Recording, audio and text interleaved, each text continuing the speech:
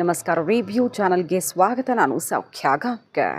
ರಾಷ್ಟ್ರ ರಾಜಕಾರಣದಲ್ಲೊಂದು ಮಹತ್ವದ ಬೆಳವಣಿಗೆ ಆಗಿದೆ. ಇದು ನರೇಂದ್ರ ಮೋದಿಯವರು ಏನು ಅಂದ್ಕೊಂಡಿದ್ರಲ್ಲ 24ರ ಲೋಕಸಭೆಯಲ್ಲಿ, ಅದನ್ನು ಸಾಧಿಸೋದಕ್ಕೆ ಅದಾಗಲಿಲ್ಲ. ಆದರೆ ಅದನ್ನು ಈಗ ಸಾಧಿಸೋದಕ್ಕೆ ಓಪನ್ ಆಗಿರುವ ಅವಕಾಶ 12 ಗಂಟೆಗಳ ಒಳಗಡೆ, ಒಂದು ದಿನ ಕಳೆಯೋದ್ರ ಒಳಗಡೆ ಏನಾಗಿದೆ ನೋಡಿ.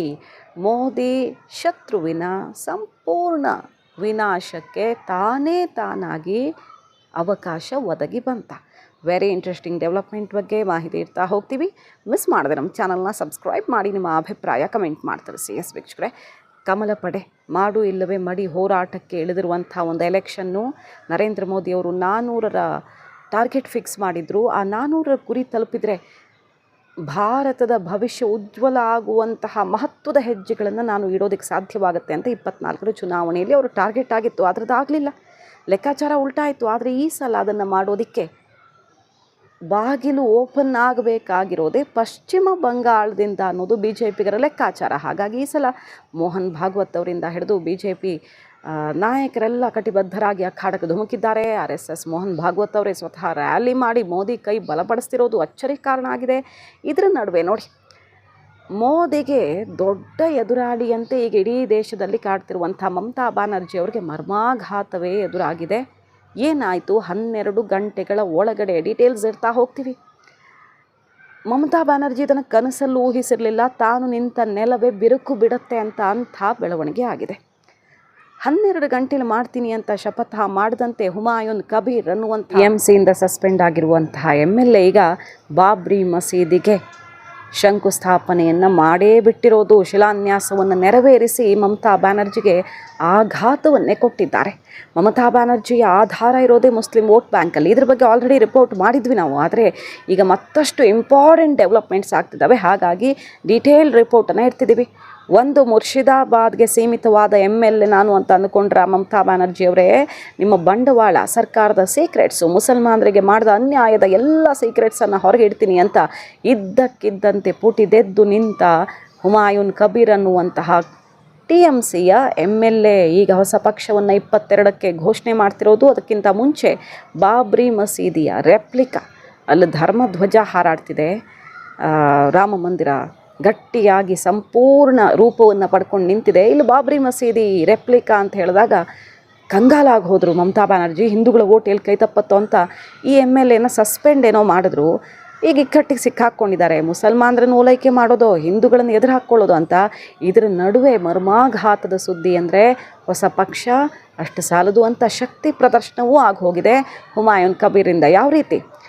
ಬಿರಿಯಾನಿನೇ, ಕೇವಲ ಒಂದು ಬಿರಿಯಾನಿಗೆ 1 ಕೋಟಿ ಖರ್ಚು ಮಾಡಿ 3,000 ವಾಲಂಟಿಯರ್ಸು. ಅಲ್ಲಿ ರಸ್ತೆ ಎಲ್ಲ ಹೈವೇ ಏನು ಸಮಸ್ಯೆ ಆಗದ ರೀತಿ ಕಾರ್ಯಕ್ರಮ, ಬಾಬ್ರಿ ಮಸೀದಿ ರೆಪ್ಲಿಕಾ ಕಾರ್ಯಕ್ರಮದಲ್ಲಿ ಹೈವೇ ಸಮಸ್ಯೆ ಆಗದ ರೀತಿಯಲ್ಲಿ 3,000 ವಾಲಂಟಿಯರ್ಸ್ ವರ್ಕ್ ಮಾಡಿದ್ದಾರೆ. 40,000 ಜನ ಗೆಸ್ಟ್ ಕರೆಸಿ ಸೌದಿ ಅರೇಬಿಯಾದಿಂದ ಕ್ಲರಿಕ್ಗಳನ್ನು, ಮೌಲ್ವಿಗಳನ್ನು, ಧರ್ಮದ ಪ್ರಮುಖ ನಾಯಕರನ್ನು ಕರೆಸಿ ಭಯಂಕರವಾದ ಒಂದು ಶಿಲಾನ್ಯಾಸ ಕಾರ್ಯಕ್ರಮವನ್ನು ನೆರವೇರಿಸಿ ಲಾ ಆ್ಯಂಡ್ ಆರ್ಡರ್ ಪ್ರಾಬ್ಲಮ್ ಆಗೋ ತನಕ ಆಗೋಯ್ತಲ್ಲಿ. TMC ಸರ್ಕಾರ ಇದನ್ನು ತಡೆಯೋದಕ್ಕೆ ನೋಡ್ತು. ಗಲಾಟೆ ಗಲಭೆ ಯಾವ ರೀತಿ ಆಯ್ತಂದರೆ ಪರಿಸ್ಥಿತಿ ಕೈ ಮೀರಿ ಹೋಯಿತು. ಮಮತಾ ಬ್ಯಾನರ್ಜಿಯವರು ಈ ಒಬ್ಬ MLA ಎದುರು, ಮುಸ್ಲಿಂ ನಾಯಕನ ಎದುರು ಮಂಡಿಯೂರೋ ರೀತಿಯಲ್ಲಿ ಅಲ್ಲಿ ವಾತಾವರಣ ಇದ್ದಕ್ಕಿದ್ದಂತೆ ದಿಢೀರ್ ಬೆಳವಣಿಗೆ. ಎಲೆಕ್ಷನ್ ಹತ್ತಿರ ಬರ್ತಿರೋ ಹೊತ್ತಲ್ಲಿ. ನಮಸ್ಕಾರ. ನೀವು ಶೇರ್ ಮಾರ್ಕೆಟಲ್ಲಿ ಇಂಟ್ರೆಸ್ಟ್ ಇರೋರಾಗಿದ್ದರೆ ಒಂದೊಳ್ಳೆ ಆ್ಯಪ್ ಇದೆ, ಮಾರ್ಕೆಟ್ ವೋಲ್ಫ್ ಅಂತ. ಇದು ಭಾರತದಲ್ಲಿ ಅತಿ ವೇಗವಾಗಿ ಬೆಳೀತಿರುವಂಥ ಸೆಬಿ ರಿಜಿಸ್ಟರ್ಡ್ ಆ್ಯಪ್ ಆಗಿದೆ. ಹಾಗಾದರೆ ಇದನ್ನು ಬಳಸೋದು ಹೇಗೆ ಅನ್ನೋದನ್ನು ನೋಡ್ತಾ ಹೋಗೋಣ. ಪಿನ್ ಹಾಕಿ ಲಾಗಿನ್ ಮಾಡಿ ಫಾಲೋ ಟ್ರೆಂಡ್ ಮೇಲೆ ಕ್ಲಿಕ್ ಮಾಡಿದಾಗ ಮಾರುಕಟ್ಟೆಯಲ್ಲಿ ಚಾಲ್ತಿಯಲ್ಲಿರೋ ಲಾಭದಾಯಕ ಟ್ರೆಂಡ್ಗಳನ್ನು ತೋರಿಸುತ್ತೆ. ಒಂದೇ ಒಂದು ಕ್ಲಿಕ್ನಲ್ಲಿ ಫಾಲೋ ಮಾಡ್ಬೋದು. ಬೇರೆ ಆ್ಯಪ್ಗಳಿಗೆಲ್ಲ ಕಂಪೇರ್ ಮಾಡಿ ನೋಡಿದ್ರೆ ನೀವು ತುಂಬ ಕಡಿಮೆ ಮೊತ್ತದೊಂದಿಗೆ ಹೂಡಿಕೆಯನ್ನು ಇಲ್ಲಿ ಶುರು ಮಾಡಬಹುದು. ಇನ್ಬಿಲ್ಟ್ ಸ್ಟಾಪ್ ಲಾಸ್ ಫೀಚರ್ ಇದರ ಸ್ಪೆಷಾಲಿಟಿ ಆಗಿರುತ್ತೆ. ಹೆಚ್ಚು ಲಾಸ್ ಆಗೋದನ್ನು ಇದು ತಡಿತಾ ಹೋಗುತ್ತೆ. ಟ್ರೆಂಡ್ ಪ್ರಕಾರ ಹೋಗ್ತಾ ಇದ್ದ ಲಾಭ ಗಮನಿಸಿ. ಸ್ಟಾಪ್ ಟ್ರೇಡ್ ಕ್ಲಿಕ್ ಮಾಡೋ ಮೂಲಕ ಅತ್ಯಂತ ಕಡಿಮೆ ಸಮಯದಲ್ಲಿ ನೀವು ಲಾಭವನ್ನು ಬುಕ್ ಮಾಡೋದಕ್ಕೆ ಅವಕಾಶ ಇದೆ. ಚಿನ್ನ, ಬೆಳ್ಳಿ, ಕಚ್ಚಾ ತೈಲ, ನ್ಯಾಚುರಲ್ ಗ್ಯಾಸ್, ಹೀಗೆ ಎಲ್ಲ ಕಮೋಡಿಟೀಸ್ನ ನೀವು ಸುಲಭವಾಗಿ ಬೆಳಗ್ಗೆ 9ರಿಂದ ರಾತ್ರಿ 12 ತನಕ ಟ್ರೇಡ್ ಮಾಡಬಹುದು. ಬ್ರೋಕರೇಜ್ ಕೂಡ ಇಂಡಸ್ಟ್ರಿಯಲ್ಲಿ ಅತ್ಯಂತ ಕಡಿಮೆ ಇದೆ. ಇನ್ನು ಈ ಎಲ್ಲ ಫೀಚರ್ಸ್ ನಿಮಗೆ ಕೇವಲ 99 ರೂಪಾಯಿ ಲೈಫ್ ಟೈಮ್ ಫೀಯಲ್ಲಿ ಸಿಗುತ್ತೆ. ಮಾರ್ಕೆಟ್ ವೋಲ್ಫ್ ಫ್ರೀ ರೆಕಮೆಂಡೇಷನ್ಸ್ ಕೊಡುತ್ತೆ. ಈ ರೆಕಮೆಂಡೇಷನ್ಗಳನ್ನು ಅನಲೈಸ್ ಮಾಡಿ ಹೂಡಿಕೆದಾರರು ನವೆಂಬರ್ನಲ್ಲಿ ಒಂದು ದಿನದಲ್ಲಿ ನೋಡಿ 14,142, ಜೂನ್ನಲ್ಲಿ 70,468, ಜುಲೈನಲ್ಲಿ 59,696 ಮತ್ತು ಅಕ್ಟೋಬರ್ನಲ್ಲಿ 58,207 ಲಾಭ ಬುಕ್ ಮಾಡಿದ್ದಾರೆ. ವಿಶೇಷ ಅಂದರೆ ಈ ಲಾಭದ ಮೇಲೆ ಮಾರ್ಕೆಟ್ ವೋಲ್ಫ್ ಯಾವುದೇ ಬ್ರೋಕರೇಜನ್ನು ಕಮಿಷನನ್ನು ತಗೊಳ್ಳಲ್ಲ. ಈಗಾಗಲೇ 20 ಲಕ್ಷಕ್ಕೂ ಹೆಚ್ಚು ಡೌನ್ಲೋಡ್ಗಳಾಗಿವೆ. ಹಾಗಾದರೆ ತಡ ಏಕೆ? ನಿಮಗೆ ಇಂಟ್ರೆಸ್ಟ್ ಇದ್ದರೆ ಕೂಡಲೇ ನಾವು ಕಮೆಂಟ್ ಬಾಕ್ಸ್ ಮತ್ತು ಡಿಸ್ಕ್ರಿಪ್ಷನಲ್ಲಿ ಪ್ರೊವೈಡ್ ಮಾಡಿರೋ ಲಿಂಕನ್ನು ಕ್ಲಿಕ್ ಮಾಡಿ ಸ್ಟಡಿ ಮಾಡಿ ನೀವು ನಿಮ್ಮ ಶೇರ್ ಮಾರ್ಕೆಟ್ ಜರ್ನಿಯನ್ನು ಮಾರ್ಕೆಟ್ ವೋಲ್ಫ್ ಜೊತೆಗೆ ಶುರು ಮಾಡಬಹುದು. ಅಲ್ಲಿ ಪಶ್ಚಿಮ ಬಂಗಾಳದ ಎಲೆಕ್ಷನ್ ಹೆಂಗಿರುತ್ತೆ ಅಂದರೆ ರೋಚಕತೆ. ಇಡೀ ದೇಶ ತುದಿಗಾಲಲ್ಲಿ ನಿಂತು ನೋಡಬೇಕು. ಈ ಸಲ BJP ಪಶ್ಚಿಮ ಬಂಗಾಳದಲ್ಲಿ ಹೆಂಗೆ ಶಪಥ ಮಾಡಿದೆ ಅಂದರೆ ಈ ಸಲ ಹಿಂದೂ ವಿರೋಧಿ ಮಮತಾ ಬ್ಯಾನರ್ಜಿಯನ್ನು ಇಲ್ಲಿಂದ ಎತ್ತಂಗಡಿ ಮಾಡೇ ಸಿದ್ಧ ಅನ್ನುವಂಥ ಒಂದು ಶಪಥವನ್ನು ಮೊಳಗಿಸಿದೆ. ಮೋದಿ ಪ್ರತಿಷ್ಠೆಯಾಗಿ ತಗೊಂಡಿದ್ದಾರೆ. ಖುದ್ದು ಭಾಗವತ್ ಅವರ ಅಖಾಡ ಕೇಳ್ತಿರೋದು ಸುಮ್ಮನೆ ಅಲ್ಲ. ಇದು ಮೋದಿ ಕನಸಿನ ಗುರಿಯನ್ನು ತಲುಪೋದಕ್ಕೆ ಬಾಗಿಲು ಅಂತ ಕನ್ಸಿಡರ್ ಆಗ್ತಿದೆ. ಗೆಲ್ಲೋದಕ್ಕಾಗ್ತಿಲ್ಲ ಇದುವರೆಗೆ ಪಶ್ಚಿಮ ಬಂಗಾಳವನ್ನು BJPಗೆ. ಅದನ್ನು ಗೆದ್ದು ಬಿಟ್ಟರೆ 400ರ ಗಡಿ ಗ್ಯಾರಂಟಿ ಅನ್ನೋ ಲೆಕ್ಕಾಚಾರದೊಂದಿಗೆ ಮುನ್ನುಗ್ತಿರುವಂಥ BJPಗೆ ಇದೊಂದು ಭಯಂಕರವಾದ ಅವಕಾಶ ತಾನಾಗಿಯೇ ಒದಗಿ ಬಂದಿರೋದು. ಆಪರೇಷನ್ ಯಾರು ಮಾಡಿದ್ರು, ಹೆಂಗೆ ಮಾಡಿದ್ರು, ಯಾಕೆ ಸಿಡಿದೆದ್ದ ಈ ವ್ಯಕ್ತಿ ಅನ್ನೋದೇ ಆಶ್ಚರ್ಯ. ಈಗ TMC MLA ಹಿಂದೆಲ್ಲ ಮಾಡಿದ ಅವಾಂತರಗಳು ಒಂದೆರಡಲ್ಲ. ಹಿಂದೂಗಳನ್ನು ನದಿಗೆ ಬಿಸಾಕಬೇಕು, ಅತ್ಯಾಚಾರ, ಕೊಲೆ ಎಲ್ಲ ಸಮಾಜದ ಭಾಗ, ಬಾಬರಿ ಮಸೀದಿದ್ದು ಹಿಂದೂ ಹೇಳ್ಕೊಂಡು ಬಂದಿದ್ದೆ. ಆದರೆ ಈ ಸಲ ಎಲೆಕ್ಷನ್ ಟೈಮಲ್ಲಿ ಕುತ್ತಿಗೆಗೆ ಬಂದುಬಿಡ್ತು ಮಮತಾ ಬ್ಯಾನರ್ಜಿಗೆ, ಹೊರದಬ್ಬಲೇಬೇಕಾಯಿತು. ಆದರೆ ಇಂಥದ್ದೊಂದು ಪ್ಲ್ಯಾನ್ ರೆಡಿ ಆಗಿದೆ ಅನ್ನೋದನ್ನು ಮಮತಾ ಬ್ಯಾನರ್ಜಿ ಊಹೆನೂ ಮಾಡಿರಲಿಲ್ಲ. ಒಂದು ಕಡೆ ರೋಹಿಂಗ್ಯಾ, ಬಾಂಗ್ಲಾ ಅಕ್ರಮ ನಿವಾಸಿಗಳನ್ನು ಹೊರದಬ್ಬುವಂಥ ಕೆಲಸ ಆಗ್ತಿದೆ ಅಂದರೆ SIR ಮೂಲಕ. ಅವರೇ ಬಿಟ್ಟು ಓಡ್ತಿದ್ದಾರೆ, ಯಾರೂ ಹೊರದಬ್ತಿಲ್ಲ, ಬಿಟ್ಟು ಓಡ್ತಾ ಇದ್ದಾರೆ. ಹೆಚ್ಚು ಕಡಿಮೆ 65 ಲಕ್ಷ ವೋಟ್ಸು ಡಿಲೀಟ್. 1 ಕೋಟಿಗೆ ತಲುಪಬಹುದು. ಯಾಕಂದರೆ ಅದರ ಆಡಿಟ್ ಆಗಬೇಕು ಅಂತ BJP ಕೋರ್ಟಲ್ಲಿ ಹೋರಾಟ ಮಾಡೋಕೆ ಹೊರಟಿದೆ. 1 ಕೋಟಿ ವೋಟ್ಸ್ ಡಿಲೀಟ್ ಆದರೆ, ಅರ್ಧ ಕೋಟಿ ಆದರೂ ಸಾಕು. ಈ ಕಡೆ ಮುಸ್ಲಿಂ ಲೀಡರ್ ಏಕಾಏಕಿ ಈಗ OIC ಮೀರಿಸೋ ರೀತಿ ತಾನು ಪಶ್ಚಿಮ ಬಂಗಾಳದಲ್ಲಿ ಮ್ಯಾಜಿಕ್ ಮಾಡ್ತೀನಿ ಅಂತ ಹೊರಟಿರೋದು. OIC ಒಂದು ರಾಜ್ಯ ಆಳಕ್ಕಾಯ್ತೋ ಇಲ್ವೋ, ಆದರೆ ಆಳುವ ಪಕ್ಷವನ್ನು ಬದಲಾಯಿಸುವಷ್ಟು ಶಕ್ತಿಯನ್ನು ಸುಮಾರು ಕಡೆ ತೋರಿಸಿದ್ದಾರೆ. ಯಾಕೆ ಬಿಹಾರದಲ್ಲೇ ತೋರಿಸಿಲ್ವಾ? ಕಾಂಗ್ರೆಸ್ಗೆ ಆಘಾತ ಕೊಟ್ಟಿಲ್ವಾ? RJDಗೆ ಆಘಾತ ಕೊಟ್ಟಿಲ್ವಾ? OIC ಗೆದ್ದಿರೋ ಸೀಟ್ಸು ಹೆಚ್ಚು ಕಡಿಮೆ ಕಾಂಗ್ರೆಸ್ಗೆ ಹತ್ತತ್ರನೇ ಇದೆ ಬಿಹಾರದಲ್ಲಿ. ಸೊ ಈ ಸಲ ಈ ಹುಮಾಯೂನ್ ಕಬೀರ್ ಅನ್ನೋ ವ್ಯಕ್ತಿ ನಿಂತ ನೆಲ ನಡುಗೋ ಥರ ಮಾಡಿದ್ದಾರೆ ಮಮತಾ ಬ್ಯಾನರ್ಜಿಗೆ. ಪಶ್ಚಿಮ ಬಂಗಾಳದಲ್ಲಿ ಈ ಸಲ ಗೆಲ್ಲಲೇಬೇಕು ಅಂತ ಪಣ ತೊಟ್ಟಿರೋ BJPಗೆ ವರದಾನವಾಗಿ ಬಯಸದೇ ಬಂದ ಭಾಗ್ಯವಾಗಿ ಪರಿಣಮಿಸ್ತಾ ಇದೆ. ಸೊ ಈಗ ನೋಡಿ ಹೇಗಿದೆ ಅಂತ. ಒಂದು ಕಾರ್ಯಕ್ರಮಕ್ಕೆ ಬರೀ ಬಿರಿಯಾನಿ ಹಂಚೋದಕ್ಕೆ ಅಲ್ಲಿನ ವ್ಯವಸ್ಥೆ ಮತ್ತು ಬಿರಿಯಾನಿಗೆ 1 ಕೋಟಿ ಖರ್ಚು ಮಾಡಿ ಹತ್ತತ್ರ ಲಕ್ಷಗಟ್ಟಲೆ ಜನ ಸೇರಿಸಿ ಕಾರ್ಯಕ್ರಮವನ್ನು ಬರೀ 12 ಗಂಟೆ ಒಳಗಡೆ, 1 ತಿಂಗಳು ತಗೊಂಡು 1 ವಾರ ತಗೊಂಡಲ್ಲ, ಶಪಥ ಮಾಡಿದಂತೆ 12 ಗಂಟೆ ಒಳಗಡೆ ಲಕ್ಷಗಟ್ಟಲೆ ಜನರನ್ನು ಸೇರಿಸೋ ಶಕ್ತಿ ಇದೆ ಅಂದರೆ ಒಂದು ಮುರ್ಷಿದಾಬಾದಲ್ಲ, ಇಡೀ ಬಂಗಾಳದಲ್ಲಿ ಮುಸಲ್ಮಾನರನ್ನು ಒಗ್ಗೂಡಿಸ್ತೀನಿ, ಮಮತಾ ಬ್ಯಾನರ್ಜಿಗೆ 1 ಓಟು ಬೀಳೋದಕ್ಕೆ ಬಿಡಲ್ಲ ಅಂತ ನಿಂತಿರುವ ಹುಮಾಯೂನ್ ಕಬೀರ್ ಈಗ ನರೇಂದ್ರ ಮೋದಿ ದಾರಿಯನ್ನು ಓಪನ್ ಮಾಡಿದ್ದಾರೆ ವೆಸ್ಟ್ ಬೆಂಗಾಲ್ಗೆ. ಮಮತಾ ಬ್ಯಾನರ್ಜಿ ಆಡಳಿತದ ಅಂತ್ಯಕ್ಕೆ ಇದೇ ಆದಿ ಅನ್ನೋ ರೀತಿಯ ವಾತಾವರಣ ಇದ್ದಕ್ಕಿದ್ದಂತೆ ಅಲ್ಲಿ ಸೃಷ್ಟಿಯಾಗಿರೋದು. BJP ಹೇಳ್ತಿರೋದಿಷ್ಟೇ, 30% ಮುಸ್ಲಿಮರಿದ್ದಾರೆ West ಬೆಂಗಾಲಲ್ಲಿ, 70% ಹಿಂದೂಗಳಿದ್ದಾರೆ. ನಿಮಗೆ ಆತ್ಮಾಭಿಮಾನ ಇದೆ, ಜಾಗೃತಗೊಳಿಸ್ಕೊಳ್ಳಿ. ನಿಮ್ಮ ಮೇಲಾಗ್ತಿರುವಂಥ ನಿರಂತರ ದೌರ್ಜನ್ಯದ ವಿರುದ್ಧ ಸಿಡಿದೇಳೋದಕ್ಕೆ ಇದು ಬೆಸ್ಟ್ ಚಾನ್ಸ್ ಅಂತ ಮುನ್ನುಗ್ತಾ ಇದೆ.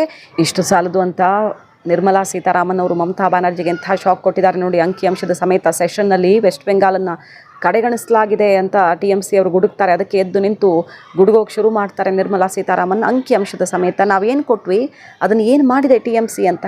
ಆಯುಷ್ಮಾನ್ ಭಾರತ್ ಯೋಜನೆ ಕೊಟ್ಟರೆ ಇವರು ಲಿಸ್ಟಿಂದಾನೇ ವೆಸ್ಟ್ ಬೆಂಗಾಲ್ ತೆಗೆದುಬಿಟ್ರು. ಅಲ್ಲಿನ ಜನರ ಆರೋಗ್ಯದ ಜೊತೆ ಆಟ ಆಡಿದ್ರು. ಹೊಸ ಇನ್ವೆಸ್ಟ್ಮೆಂಟ್ ತರೋದಕ್ಕೆ ಹೋದರೆ ಇವರು ಇರೋದನ್ನು ಓಡಿಸಿ ನಿರುದ್ಯೋಗಕ್ಕೆ ಕಾರಣ ಆದರು. ರೈಲ್ವೆ, ಏರ್ಪೋರ್ಟು, ಏನೆಲ್ಲ ಇನ್ವೆಸ್ಟ್ಮೆಂಟು ಎಷ್ಟೆಷ್ಟಾಗಿದೆ, ಆದರೆ ನೀವು ಅದನ್ನು ಏನು ಮಾಡಿದ್ದೀರಿ ಅಂತ ಲೆಕ್ಕ ಇಟ್ಟು ಶಾಕ್ ಕೊಟ್ಟಿದೆ ಮೋದಿ ಸರ್ಕಾರ. ದೀದಿಯ ಬಂಡವಾಳ ಬಯಲು ಮಾಡ್ತೀವಿ ಅಂತ ನಿಂತಿರೋದು ಈ ಸಲ. West Bengal has never been nothing will go on record except minister's reply, please. Sir, West Bengal has never been ignored by this government. In fact, it is Trinamool Congress which is hurting the growth of the people of West Bengal. I repeat this. It is in fact the Trinamool Congress, which is hurting the growth of West Bengal. Sir, I'll give you a classic example for that. West Bengal withdrew from Ayushman Bharat scheme in January 2019. Is that good for Bengal? Industries are leaving West Bengal. Only recently, I answered a question to one of the honorable member of parliament about the number of industries which have left West Bengal.